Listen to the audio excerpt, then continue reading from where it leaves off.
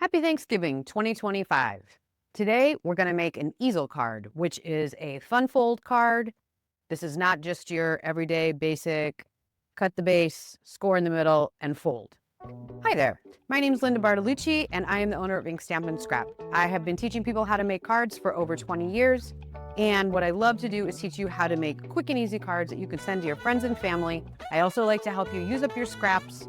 This card has stamping on the inside, but it does use just designer series paper and some cardstock that's been embossed as the focal point on the front. We are making easel cards today. I have this fall one. I have another fall one, since today is Thanksgiving, and technically fall does last for quite a while longer. And then we're going to together make a Christmas card that is an easel card.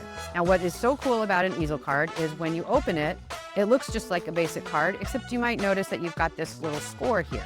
Well, what that does for you is it makes it so that the person can display this. Now, imagine if this was a photo card.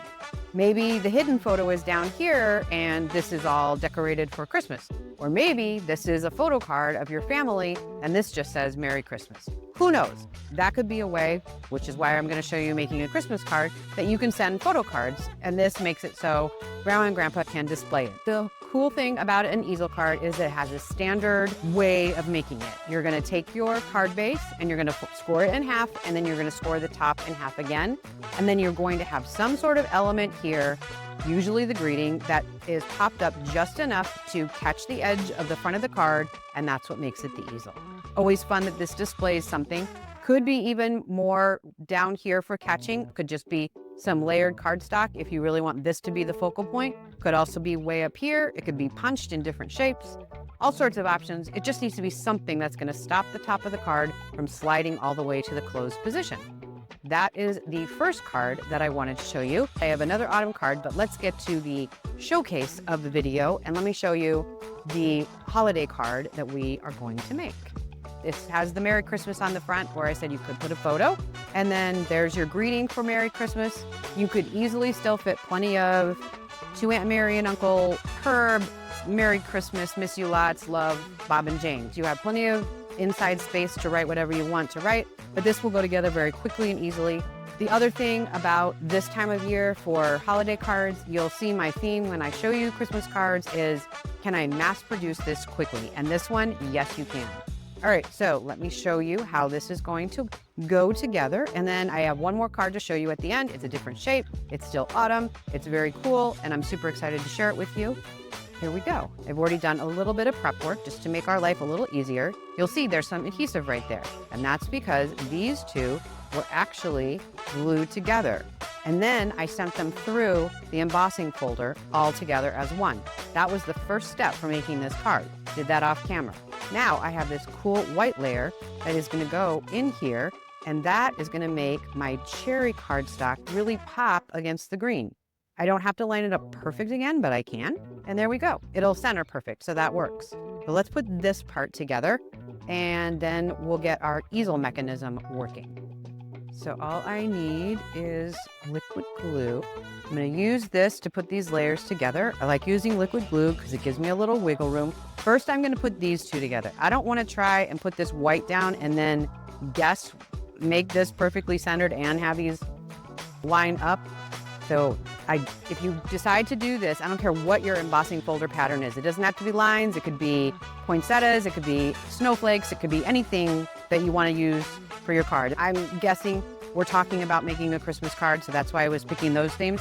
This could be a happy birthday card for Aunt Mildred, and you're going to make it very flowery. So this could be, you could use a floral embossing folder. But what you want to do, if you're going to follow this pattern for this card, is you want to take the inside panel and you want that to go on the mat, which only has an 1/8 of an inch border because I just need it to separate the colors a little bit so that it pops a little bit more.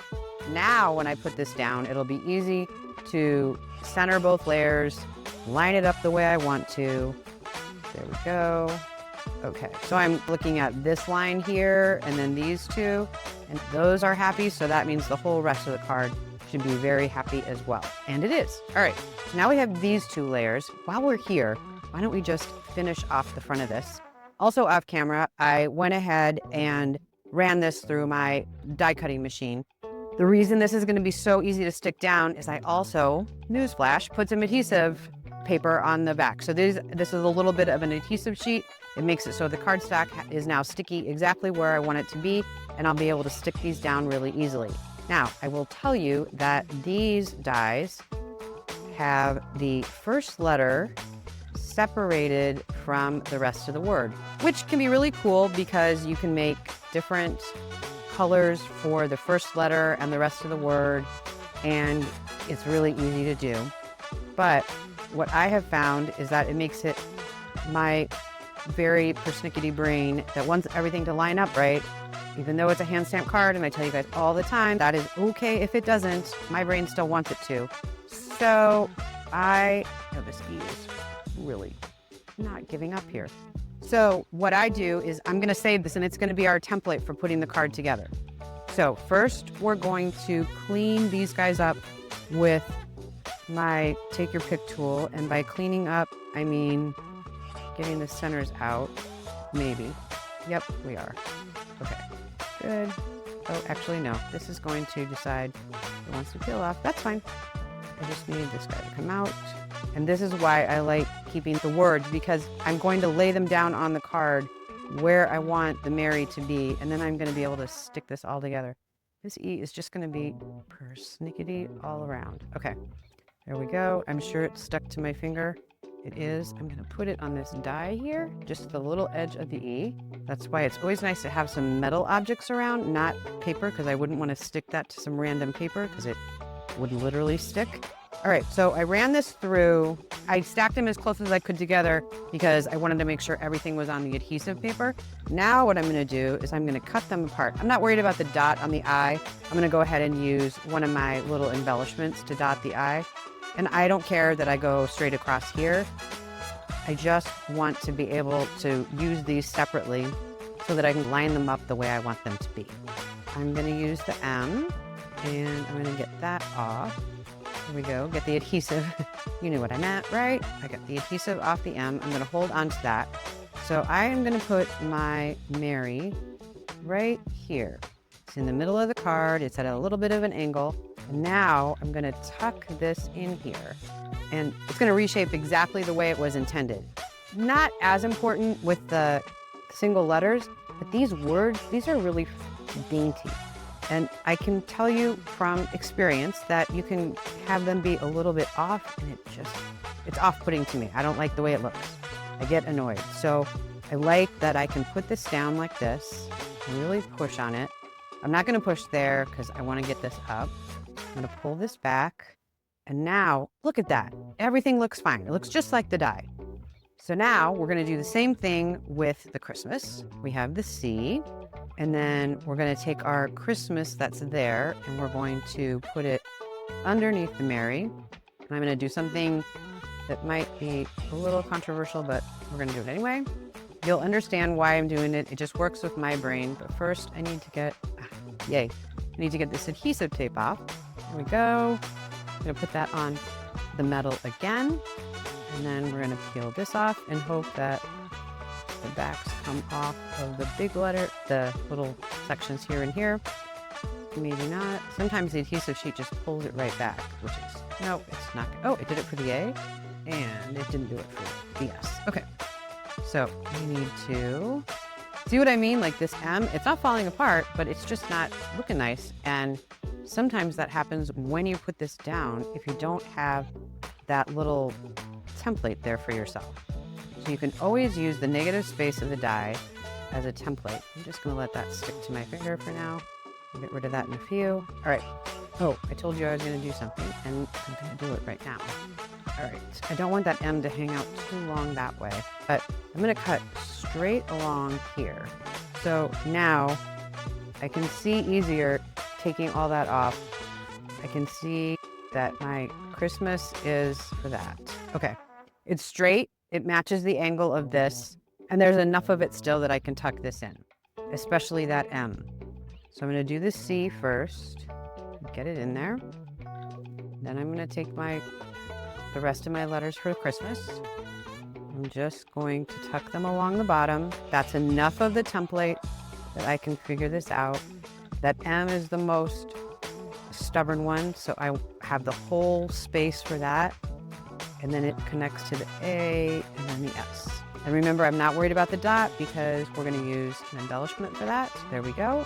Yay, love that. Okay, so I have my Merry Christmas. Okay, so now we have the Merry Christmas. While I am decorating this, I might as well finish it off and put on these cute decorations. So I'm gonna use a little green here to dot the I.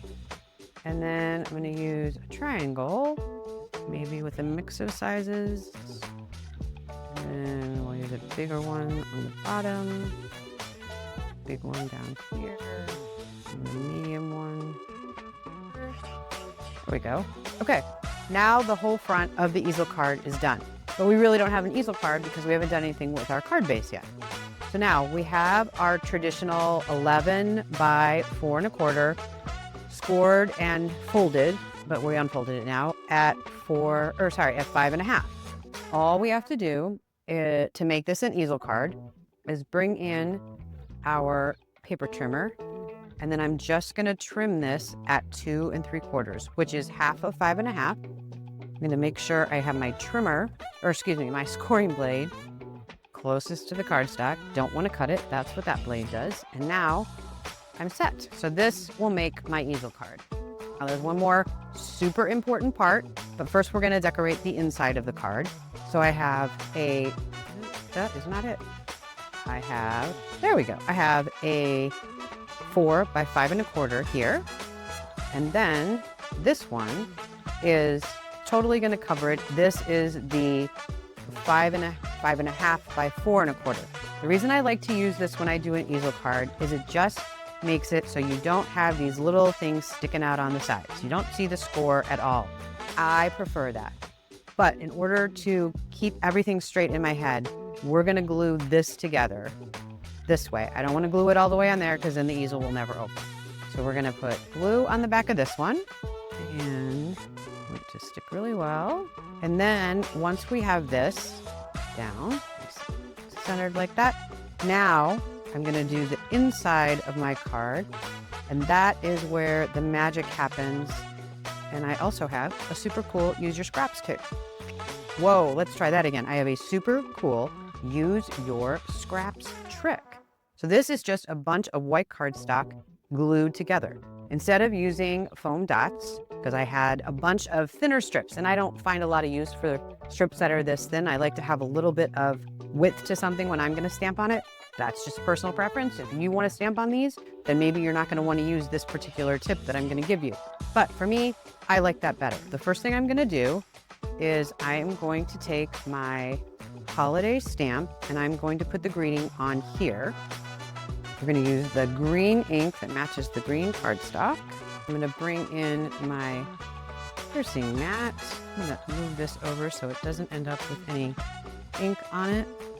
We're going to take I'll read it to you in a second. I don't want to miss any words. May the magic of Christmas fill each corner of your home and hearts.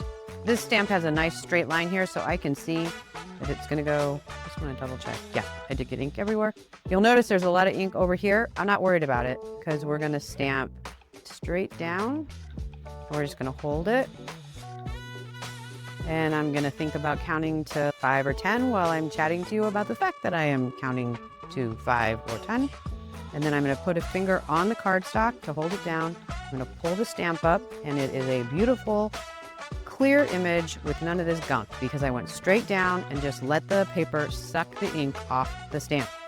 All right, so now I'm going to take this guy, and he is going to go, I should close that ink pad up. That will be the next step, and then we'll finish the easel-ish part of the card. We just took the 4 by 5 1/4 white and put it there.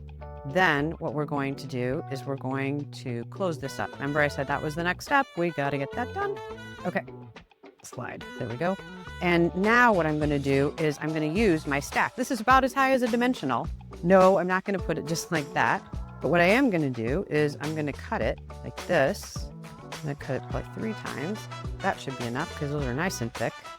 I'm going to put some glue on the backs of each of these. It doesn't have to totally cover it because it just needs to stay attached. sorry if you can hear the lawnmowers. The guys just started mowing outside. Apologize. In case you didn't know, we live in Florida, so we're still mowing the lawns and trimming the palm trees. All right, even though we're working on Christmas cards. Something that took a while to get used to after living up north for all those years. Now I'm gonna just put a little glue on here, and then we're gonna put this to the bottom. This is 4 inches wide too. So I'm gonna just leave, I don't know, a 1/4 inch maybe here, and then just put it right on top there. I could line it all the way up with this edge. I could take it to the green if I wanted to, because remember, you just need a stopper, but the stopper has to be up a little bit. All right, now here is the most important part, besides having a stopper, of an easel card. You don't want to glue everything down all the way. You only want glue here. So I'm going to take my glue and I'm going to put it here. You could definitely use your tape runner. That's what I grabbed. This is fine. Now I'm going to, remember, this is the same. This is 5.5 by 4 1/4. It's the exact same size as the card that I'm making.